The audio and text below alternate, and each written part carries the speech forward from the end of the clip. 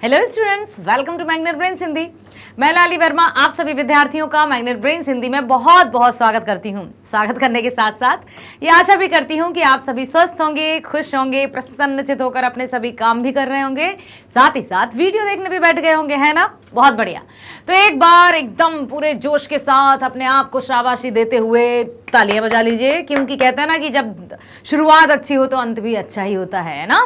इसी प्रकार से मैग्नेट ब्रेन्स आपको 100% फ्री एजुकेशन प्रोवाइड करता रहेगा। कक्षा 7वीं से 12वीं तक, हिंदी मीडियम की बात कर रही हूं मैं, 100% फ्री ऑनलाइन एजुकेशन। इसी के साथ साथ सभी प्रकार की प्रतियोगी परीक्षाओं के वीडियोस जैसे NTSC, olympiad, IIT, JEE, NEET, UPSC, bank, insurance, सभी प्रकार की परीक्षाओं जो प्रतियोगी परीक्षाएं हैं, कॉम्पिटिटिव एग्जाम से, उनके वीडियोस भी आप 100% फ्री देख सकते हैं। जैसे अभी आप 9th में हैं, ठीक है, 10th में जाएंगे, उसके बाद आप किसी ना किसी स्ट्रीम को चूज करेंगे कि किस स्ट्रीम में आपको जाना है।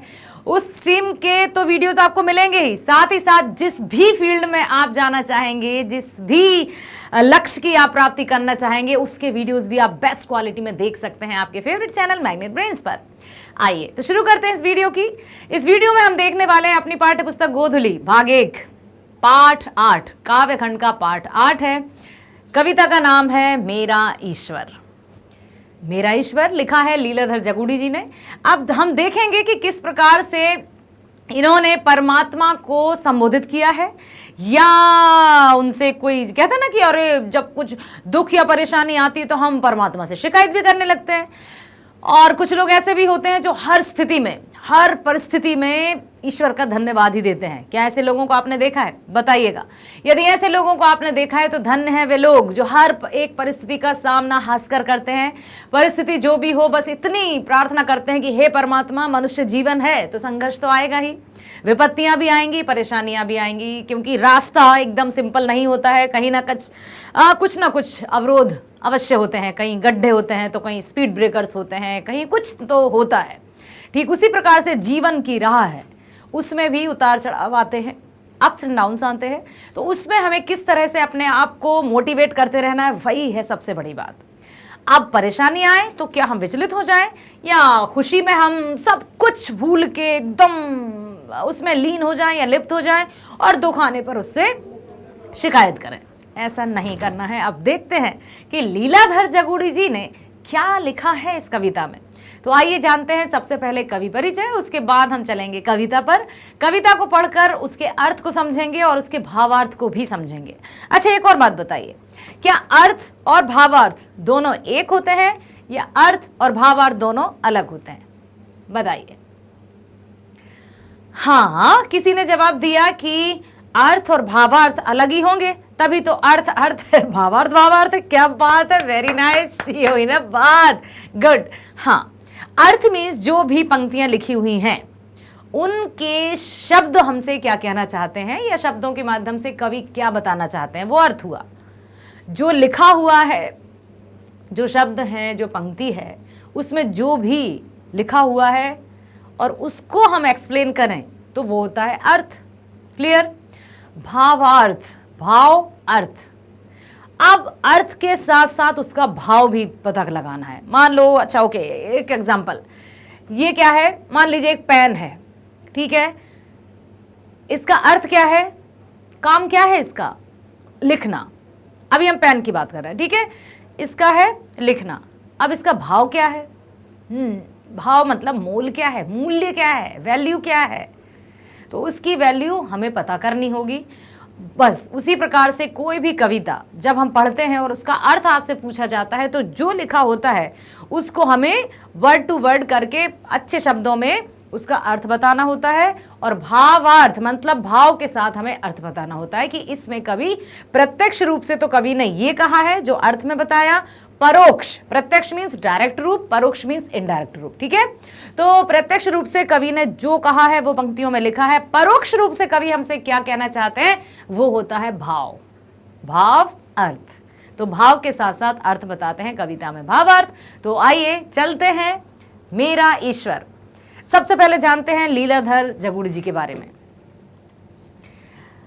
शत शत नमन करते हैं हम हिंदी के हर एक कवि का, हर एक रचनाकार का, हर एक साहित्यकार का, जिन्होंने अपनी रचना के माध्यम से अपने हुनर, अपनी कला, अपनी लेखनी के माध्यम से हम सबको एक नई दिशा प्रदान की। लीलाधर जगूड़ी जी का जन्म 1 जून सन 1944 को उत्तर प्रदेश के टिहरी गढ़वाल में हुआ। ये साठोत्तरी कविता के सुप्रसिद्ध कवि कहे गए हैं। साठोत्तर मतलब 1960 के बाद के, ठीक है। ये एक घुमक्कड़ प्रकृति वाले इंसान हैं। अब यहाँ पर आती है बात घुमक्कड़ की, तो मैं यहाँ पर आपको एक और शब्द बताना चाहूंगी। घुमक्कड़ का शब्द एक और पर्यायवाची होता है यायावर। याद रखना, बड़ा अच्छा शब्द है ये।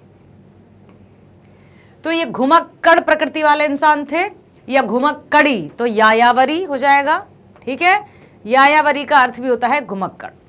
इसी के चलते इन्होंने मात्र 12 वर्ष की आयु में ही अपना घर छोड़ दिया था। इतनी मतलब उनमें एक स्थान से दूसरे स्थान तक जाने की जिज्ञासा थी कि 12 वर्ष की आयु में उन्होंने अपना घर छोड़ दिया। छोटे से बच्चे ने, 12 वर्ष का बच्चा तो छोटा ही रहता है ना, कम वर्ष में ही घर छोड़ देने के कारण इनकी शुरुआती शिक्षा अच्छे से नहीं हो पाई। परंतु फिर भी इन्होंने अपने आप को संभाला और हिंदी साहित्य में स्नातकोत्तर की उपाधि प्राप्त कर ली। बाद में इनका परिवार टिहरी से उत्तरकाशी जा बसा।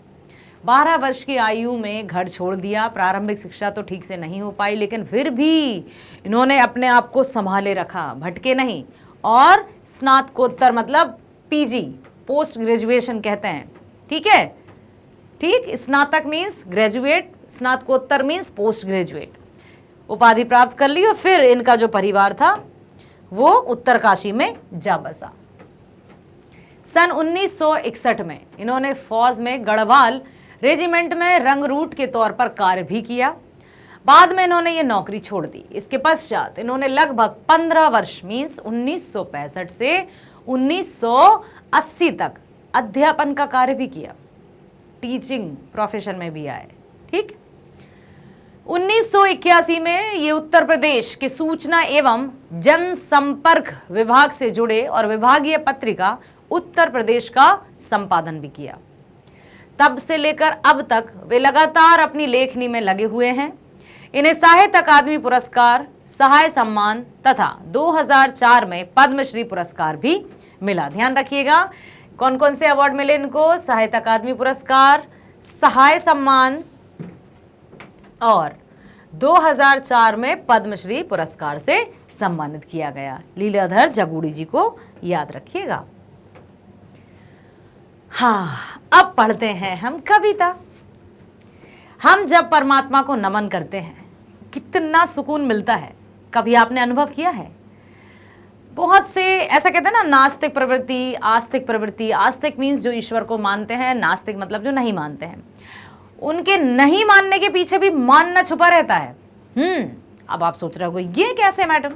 ये ऐसे कि वो कहते हैं मैं ईश्वर को नहीं मानता, कह दिया ईश्वर को नहीं मानता, लेकिन कहीं ना कहीं उनके मन में ईश्वर तो है, तभी तो वो कह रहे हैं कि ईश्वर को नहीं मानता। चलो बाद में बात करेंगे, पढ़ते हैं कविता। बताना आप यदि सुन रहे हो और कमेंट करोगे तो मैं उसका उत्तर भी दूंगी कि मैंने ऐसा क्यों कहा। मेरा ईश्वर मुझसे नाराज है, मेरा ईश्वर मुझसे नाराज है, क्योंकि मैंने दुखी ना रहने की ठान ली। मेरा ईश्वर मुझसे नाराज है क्योंकि मैंने दुखी ना रहने की ठान ली। मेरे देवता मुझसे नाराज हैं क्योंकि जो जरूरी नहीं है मैंने त्यागने की कसम खा ली। मेरा ईश्वर मुझसे नाराज है क्योंकि मैंने दुखी ना रहने की ठान ली है। मेरा देवता मुझसे नाराज है क्योंकि जो जरूरी नहीं है उसको त्यागने की ठान ली है। कुछ समझ आया? बताती हूं। लिखा है मेरा ईश्वर मुझसे नाराज है क्योंकि मैंने दुखी ना रहने की ठान ली। बहुत गूढ़, गूढ़ समझते हो आप? गहरा गूढ़ रहस्य छिपा है इन पंक्तियों में। गूढ़ रहस्य वो ये कि कवि कहना चाहते हैं, गूढ़ का अर्थ होता है गहरा। मेरा ईश्वर मुझसे नाराज है क्योंकि मैंने दुखी ना रहने की ठान ली। अर्थात जब इंसान या व्यक्ति, मनुष्य, मानव दुखी रहता है, तब ईश्वर को याद करता है। अब मेरा ईश्वर मुझसे नाराज है क्योंकि मैंने दुखी ना रहने की ठान ली। अर्थात अब ईश्वर सोच रहे होंगे, अब जब ये दुखी ना रहने की ठान ही चुका है तो ये तो मुझे याद ही नहीं करेगा। Got it? समझ आया? सुनो फिर से बताती हूं, ध्यान से सुनो, अब उधर उधर ध्यान नहीं लगाना। मेरा ईश्वर मुझसे नाराज है क्योंकि मैंने दुखी ना रहने की ठान ली है। अर्थात दुख में सुमरण सब करे, ये तो सुना होगा ना, दुख में सुमरण सब करे, सुख में करे न कोई, जो सुख में सुमरण करे तो दुख काहे को होई। दुख मीन्स कोई भी परेशानी, विपत्ति, आपत्ति, सब कुछ होता है। तो मेरा ईश्वर अब मुझसे नाराज है क्योंकि मैंने तो दुखी नहीं रहने की ठान ली है, और जब मैं दुखी नहीं रहने की ठान लूंगा तो मैं ईश्वर को याद नहीं करूंगा, तो ईश्वर मुझसे गुस्सा हो गए। ये कहना चाहते हैं वो इनडायरेक्टली। मेरे देवता भी मुझसे नाराज हैं क्योंकि जो जरूरी नहीं है मैंने उसे त्यागने की ठान ली है। नहीं तो मनुष्य तो मोह, लोभ, लालच, धन, दौलत, भौतिक वस्तुएं, इन सब के पीछे भागता है, लेकिन जो जरूरी नहीं है उसे मैंने त्यागने की सोच ली है। अब देवता भी मुझसे नाराज होगा, यार ये तो हमें भी याद नहीं कर रहा है, अब इसे तो कुछ जरूरी नहीं है तो है, नहीं है तो जयराम जी की बहुत अच्छे से कट रही जीवन। इसलिए यहां पर ये कवि ने लिखा है। और अब देखते हैं कि अर्थ क्या है। ठीक है, प्रभु वर्ग अर्थात शासक वर्ग, ध्यान रखना, कवि प्रभु वर्ग अर्थात शासक वर्ग पर व्यंग करता हुआ कहता है कि वे कवि से अप्रसन्न हैं क्योंकि उन्होंने इनके अनुकूल ना चलने का निश्चय कर लिया है। यहां पर मेरा ईश्वर मुझसे नाराज है। जब दुखी नहीं होंगे तो परमात्मा को याद नहीं करेंगे, और जब भक्त भगवान की आराधना नहीं करेगा तो भगवान को भी दुख होगा। तो यहां पर कवि ने प्रभु उच्च वर्ग, मतलब यहां उच्च वर्ग के लोगों पर व्यंग करते हुए कवि ने कहा है कि वे तो कवि से अप्रसन्न है क्योंकि उन्होंने इनके अनुकूल ना चलने का निश्चय कर लिया है। सब क्या चाहते हैं? ये हमारी जी हजूरी करता रहे, ये हमारे आगे पीछे घूमता रहे, ये हमें सलाम ठोकता रहे, है ना, इस तरह से, और हम हमेशा बड़े बने रहें, ये छोटा है छोटा ही बना रहे। अब जब मैंने उनकी तरह बिल्कुल उनके अनुकूल ना चलने की ठान ली है तो अब वो हो गए हैं नाराज। इससे भी मुझे कोई फर्क नहीं पड़ रहा, तो उनको और गुस्सा आ रहा है, और नाराज हो रहे हैं वो। कवि ने उस प्रभु वर्ग की खोट नियत देखकर उसे त्यागने की कसम खा ली है। तात्पर्य है कि शोषक वर्ग स्वार्थ की पूर्ति के लिए निरीह लोगों को अपने शिकंजे में फंसाकर उनसे नाजायज लाभ उठाते हैं। जो भी उच्च वर्ग के लोग रहते हैं, शोषक वर्ग रहते हैं, या शासन जो करने वाले होते हैं, वो भोली भाली जनता को अपने चंगुल में फंसाकर उनसे अपना काम करवाते हैं, उन्हें थोड़ा बहुत लालच देकर उनसे अपने स्वार्थ की पूर्ति करवाते हैं। और मैं अर्थात कवि हर एक व्यक्ति का प्रतिनिधित्व कर रहा है जो गुलामी बिल्कुल पसंद नहीं करते हैं, अपने बलबूते पर जीते हैं। एक रोटी है तो खाकर सो जाएंगे, पानी पीकर प्याज के साथ खाकर सो जाएंगे, लेकिन किसी के आगे हाथ नहीं फैलाएंगे। तो ऐसे लोगों से फिर जो शोषक वर्ग है या शासक वर्ग है वो बड़े चिढ़ते हैं कि सब तो मेरे सामने जी हजूरी कर रहे हैं, मुझे सलाम ठोक रहे हैं, लेकिन ये तो ना मुझे सलाम करता, ना मुझे मेरी जी हजूरी करता, ना मेरी चापलूसी करता। तो वो मुझसे अब नाराज़गी दिखा रहे हैं। क्यों? क्योंकि मैं तो उनके सामने नहीं झुक रहा हूं। मैंने जब किसी से कुछ लिया ही नहीं है, मैं किसी के सामने याचक बना ही नहीं, तो मुझे सिर झुकाने की आवश्यकता ही नहीं है। मैं अपने स्वाभिमान के साथ जी रहा हूं। ठीक है। प्रस्तुत पंक्तियां कवि लीलाधर जगुड़ी द्वारा लिखित कविता मेरा ईश्वर शीर्षक पाठ से ली गई हैं। इसमें कवि ने वैसे लोगों पर गहरी चोट की है जो येन केन प्रकारेण निरीह लोगों को अपने शिकंजे में ले ही लेते हैं। अर्थात जैसे तैसे करके मथ मथाकर पैसे की ताकत या रोब झाड़कर बहुत से लोगों को अपने शिकंजे में ले लेते हैं। लेकिन उनमें से भी कोई ना कोई व्यक्ति ऐसा रहता है जिसके मन में पैसे का रत्ती मात्र भी लालच नहीं रहता। उन्हें अपने हाथ की कठपुतली भी बना लेते हैं, लेकिन ऐसे लोग भी रहते हैं जो किसी के हाथ की कठपुतली नहीं बनते। नहीं करना तो नहीं करना, हमें जैसे रहना होगा हम रहेंगे, हम किसी की चापलूसी तो नहीं करेंगे। तो कवि ने उसी प्रकार के व्यक्ति व्यक्तियों की तरफ अपने आप को रखकर यहाँ पर कविता रची है। ठीक है, कवि उस प्रभु वर्ग अर्थात सत्ताधारी वर्ग के प्रति आक्रोश प्रकट करते हुए कहते हैं कि ये सत्ता सुख भोगी अपना वर्चस्व कायम रखने के लिए बुद्धिजीवी वर्ग को अपना हथकंडा बना उनसे नाजायज लाभ उठाता है। तथा कथित लोग यान केन प्रकारेण, ये बहुत ये होती है, देखो यान केन प्रकारेण मतलब जैसे तैसे कुछ भी हो, बस कुछ भी करके इन्हें हथकंडे में लाना है। तो कवि उस प्रभु अर्थात सत्ताधारी वर्ग के प्रति आक्रोश प्रकट करते हुए कहते हैं कि सत्ता सुख भोगी अपना वर्चस्व कायम करने के लिए बुद्धिजीवी वर्ग को अपना हथकंडा बना उनसे नाजायज लाभ उठाता है।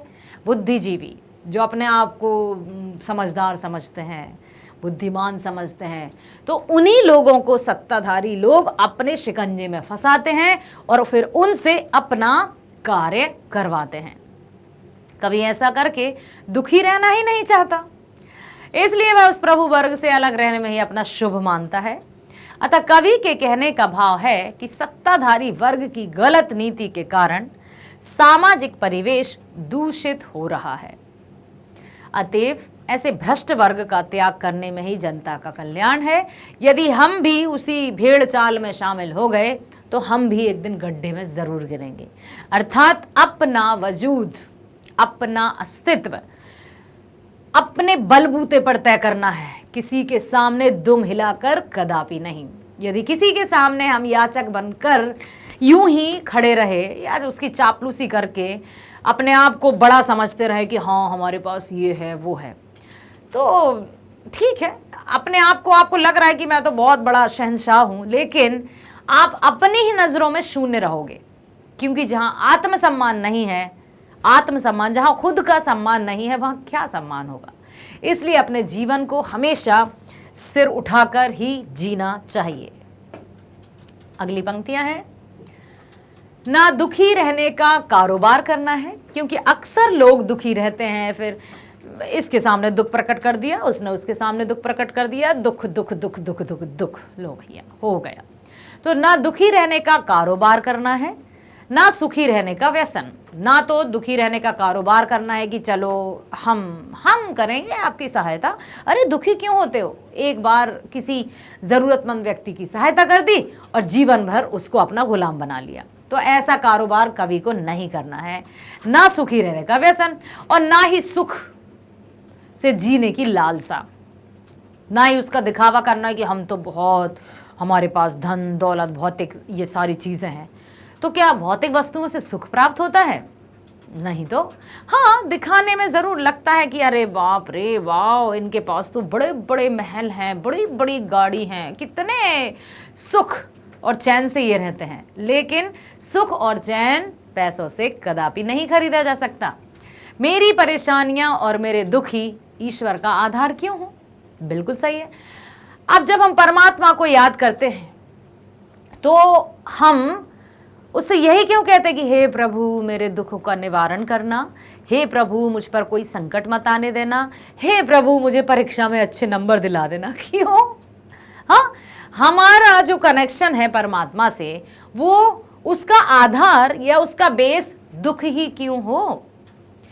हमारी आत्मा, हमारी सांसें तो हमेशा चलती हैं ना, और आत्मा में परमात्मा का निवास होता है। तो फिर हम सिर्फ और सिर्फ उसको दुख के समय याद क्यों करते हैं? फिर तो हम स्वार्थी हैं। यदि हमने दुख के समय उसको याद किया तो हमसे बड़ा स्वार्थी भला कौन होगा? तो ऐसे में क्या कोई हमारी मदद करेगा? हाँ, एक आध बार कभी हो गई, लेकिन ऐसा नहीं है। इसलिए हमेशा हमेशा उस परमात्मा से हमें जुड़े रहना है। और जुड़े रहने का तात्पर्य ये कदापि नहीं है कि हम मंदिर में जाकर घंटों बैठें या भूखे पेट रहें या गेरुआ वस्त्र धारण कर लें या बड़े बड़े जूट जटाएं धारण कर लें। ऐसा कुछ नहीं है। मन को पवित्र रखना है, स्वच्छ रखना है, जिसमें दया, करुणा, परोपकार ये सारी भावनाएं व्याप्त हों, है ना। तब जाकर परमात्मा हमारे साथ रहेंगे। और कहते हैं ना कि मांगने से तो इंसान देता है भाई, वो तो बिना मांगे ही सबको समझता है, उसको पता है किसको क्या चाहिए, तो उससे हमें मांगने की आवश्यकता नहीं है। ना दुखी रहने का कारोबार करना है, ना सुखी रहने का व्यसन। मेरी परेशानियां और मेरे दुख ही ईश्वर का आधार क्यों हो? पर सुख भी तो कोई नहीं है मेरे पास, सिवाय इसके कि दुखी ना रहने की ठान ली है। कितनी अच्छी बात कही है कवि ने कि ठीक है, मेरा दुख ही ईश्वर को याद करने का आधार क्यों ना हो, लेकिन अब मैं क्या करूं, मेरे पास तो कुछ सुख है ही नहीं। अब जब सुख नहीं है तो क्या है, सिवाय इसके कि मैंने दुखी नहीं रहने की ठान ली है।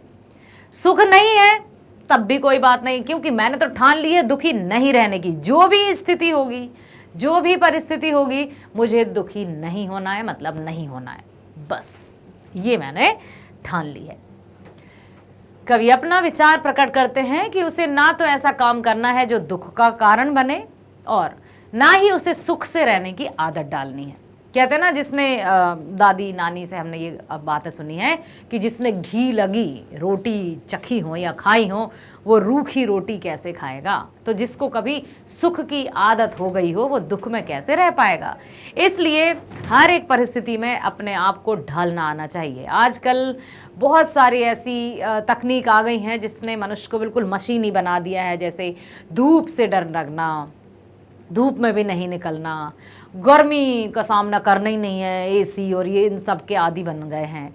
लेकिन ऐसा करने से हमारी जो बॉडी है ना, हमारा शरीर है, वो कमज़ोर हो जाता है और वो फिर रेजिस्टेंस पावर खो देता है। जब भी कोई बीमारी या कुछ होता है तो हम बहुत जल्दी उसकी जकड़ में आ जाते हैं। ठीक, यदि आप सोचो कितने मतलब वो दिन रात मेहनत करते हैं, किसान हुए, हमारे जो मजदूर वर्ग के लोग हुए, जो इमारतों का निर्माण करते हैं, सड़कें बनाते हैं, पत्थर तोड़ते हैं, कितने वो तो सब सारे मौसम को सहते हैं और उनसे परेशानियां भी भाग जाती हैं डर कर। तो ये कैसे?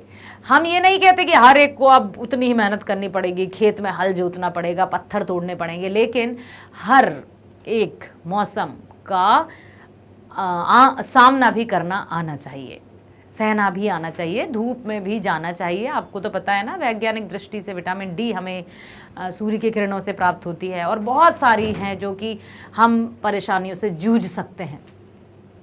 तो कवि अपना विचार प्रकट करते हुए कहते हैं कि ना तो ऐसा काम करना है जो दुख का कारण बने, और ना ही सुख रहने की आदत डालनी है। कवि ये नहीं चाहते कि उसकी परेशानी अथवा दुख ईश्वर का आधार बने।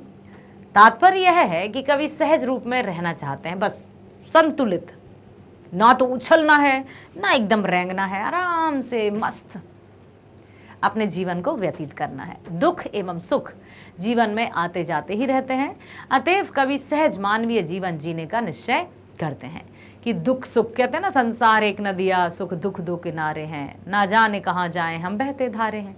कभी भी इस सुख और दुख से हमें व्यथित नहीं होना है, सुख में भी नहीं भूल जाना है कि भाई अब ये दिन भी गुजर जाएंगे। ना तो सुख के दिन स्थिर रहते हैं, ना दुख के दिन स्थिर रहते हैं। तो फिर हम सुख के दिन आते ये क्यों कहते हैं, हाँ मज़ा आ गया, काश ऐसा ही रहे। फिर तो दुख के समय भी हमें ऐसा कहना चाहिए। इसलिए सुख और दुख एक ही सिक्के के दो पहलू की तरह हैं, आते जाते रहेंगे। हर स्थिति में हमें अपने आप को सहज रखना होगा। प्रस्तुत पंक्तियां कवि लीलाधर जगूड़ी जी द्वारा रचित कविता मेरा ईश्वर से ली गई हैं। इनमें कवि ने सहज मानवीय जीवन की विशेषताओं पर प्रकाश डाला है। मानवीय जीवन की विशेषताएं, कवि का कहना है कि वह ना तो कोई ऐसा व्यापार करना चाहते हैं जिसमें किसी प्रकार की भूल होने पर दुख का अनुभव हो, है ना, और ना ही सुख से रहने की आदत डालना है। दोनों में किसी विपरीत परिस्थिति में दुख होना ही पड़ता है।